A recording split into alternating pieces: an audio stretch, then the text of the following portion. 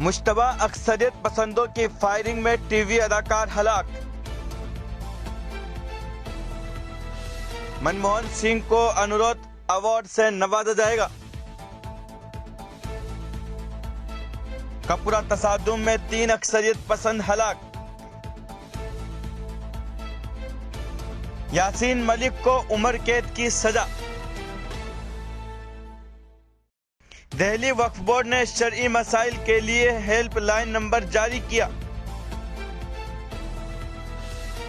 Captain अभिलाषा Brock फौज की पहली फाइटर पायलट बनी। पाकिस्तान सुप्रीम कोर्ट का इमरान खान को एहतजाज के लिए मुख्तस मकाम फराहम करने की हिदायत।